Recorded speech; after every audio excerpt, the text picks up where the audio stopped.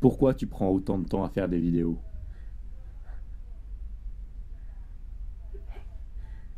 J'ai le bac.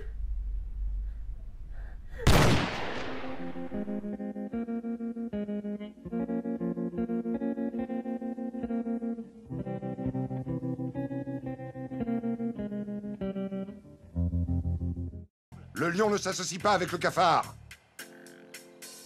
Quoi?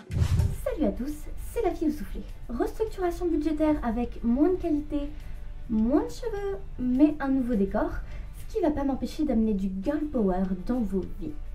Aujourd'hui, on va causer business dans Cinéphile Facile. On va parler Tarantino. Une jeune mariée du nom de s'est fait tirer dessus pendant son mariage. Après 4 ans dans le coma, elle part se venger des bâtards qui lui ont fait ça, le détachement international des vipères assassines, un groupe de tueurs en série, mené par Bill. Kill Bill est un film divisé en 2 volets et sorti à 6 mois d'écart, en 2003 et 2004, réalisé par Monsieur Quentin Tarantino. Narration non linéaire, bande-son qui dépote et casting de fifou. Normal, c'est tonton Quentin. Et par casting de fifou, je parle bien évidemment d'Uma Thurman, mais aussi David Carradine dans le rôle de Bill, Lucy Liu, Daryl Hannah, que vous pouvez désormais retrouver dans Sense8 des Wachowski, Michael Madsen, j'en passe et des meilleurs. Tu vas pas encore sérieusement parler de féminisme au cinéma? Putain meuf, t'es relou. Oui mais non, parce que quand on voit le nombre de daubes d'action qui objectifient la femme et qui font un carton plein au box-office, ça fait un bien fou de parler du cinéma de Tarantino, chez qui c'est exactement tout le contraire. Premièrement, la chose numéro 1 qui apparaît dans Kill Bill, c'est que tous les codes attribués traditionnellement aux personnages masculins vont ici être attribués à un personnage féminin. Par ça, j'entends un personnage qui sait se battre avec des gros guns, des katanas, qui fait du kung-fu et du kickboxing, ma gueule. Uma Thurman incarne donc une ancienne tueuse en série qui a survécu à une tentative d'assassinat pendant une répétition de son mariage. Elle se réveille d'un coma 4 ans après. Elle est alors sans identité propre dans le premier volume. Elle est nommée en étant tout d'abord la mariée, puis son nom de code est Black Mamba, donné par Bill lorsqu'elle faisait partie elle aussi du détachement des vipères assassines.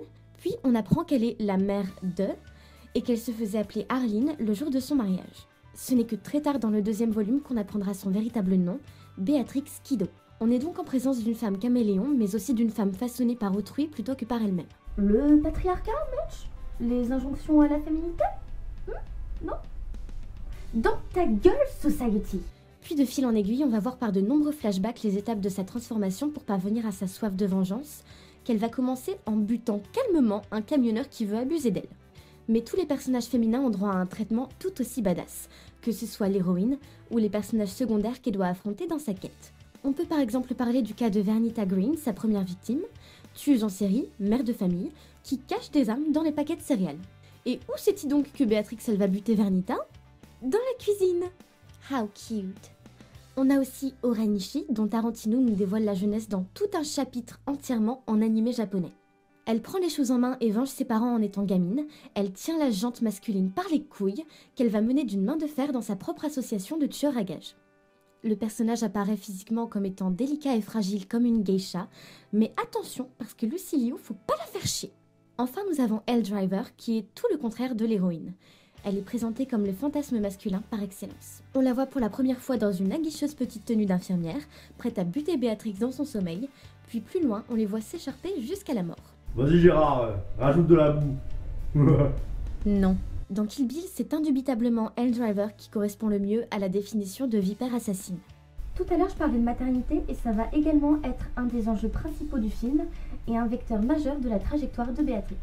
Elle était enceinte pendant son présumé assassinat mais s'est réveillée du coma sans son enfant. À partir de là, si on combine le fait que l'homme qu'elle aimait a légèrement commandité son meurtre et qu'il lui a arraché sa petite fille, tu m'étonnes qu'elle ait envie de buter tous les gens sur son passage. À partir de ce moment-là, elle va devenir la figure surpuissante qu'on connaît. Puisque privée de son enfant et devenue stérile par la même occasion, elle va choisir désormais de se battre comme une guerrière et de faire tâter de sa superbe.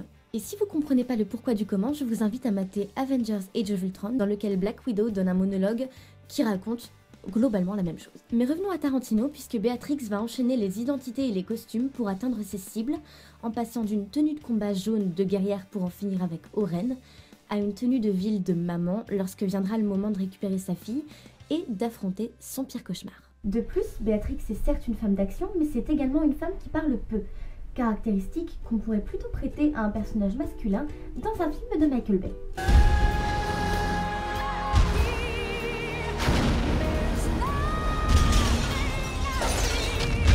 Ça détonne aussi avec les dialogues souvent décalés et toujours très fournis de chez Tarantino. Ce qui est aussi magique chez lui, c'est que c'est un maître pour mixer des genres totalement différents au sein d'un même film.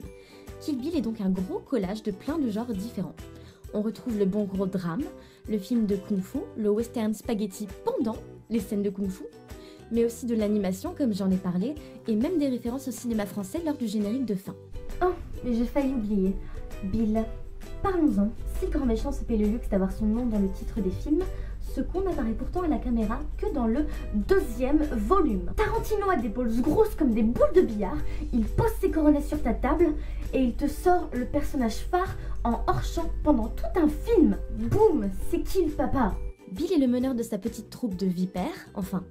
En gros, si on enlève le personnage de Bud, ça m'a tout l'air d'un bon gros harem. La blonde plantureuse, la japonaise, la black, une deuxième blonde presque ingénue. Et notons qu'il a entretenu une relation avec Béatrix, qu'il est le père de son enfant, l'a fait exécuter pour ensuite aller chercher chez elle. Mais malgré ça, dans le volume 2, il est plus présenté comme une figure paternelle qu'un amant. Il escorte Béatrix jusqu'à l'hôtel en se faisant passer pour son père pendant le mariage, et à la fin on le retrouve en compagnie de Bibi, leur petite fille. C'est à la fin qu'il va à nouveau tenter de définir Béatrix à sa place, en la renvoyant à son rôle de mère et en jouant sur ses sentiments. Mais c'est en luttant pour une dernière fois avec Bill qu'elle va choisir entre ses sentiments et sa haine pour faire le bon choix, le dézinguer. Une mort épurée, sans effusion de sang, et qui va même aller jusqu'à traumatiser Béatrix. On la découvre dans l'épilogue, rongée par le chagrin et rattrapée par les épreuves qu'elle a dû affronter de sang-froid pour récupérer sa fille. En bref, Kill Bill est un film féministe à mort. Béatrix Kiddo botte des culs, la BO est dingue, les personnages sont tous parfaits, la mise en scène est hallucinante, Tarantino, épouse-moi, sors-moi ce putain de Hateful Eight, s'il te plaît. Il a mis en scène un personnage qui renaît de ses cendres à chaque fois, quand bien même son humanité lui aurait été enlevée par la jante masculine. De même, Béatrix se bat de manière ultra masculinisée parce que fuck les stéréotypes de genre. Il met en scène une tueuse à l'apparence androgyne mais à la fois très sexualisée, d'une hématomane qui en a bien chié avec les exigences physiques du scénario. Et voilà, nouvelle preuve par A plus B que le féminisme au cinéma c'est pas du toc et c'est pas impossible non plus. C'était Cinéphile Facile, présenté par... À la prochaine.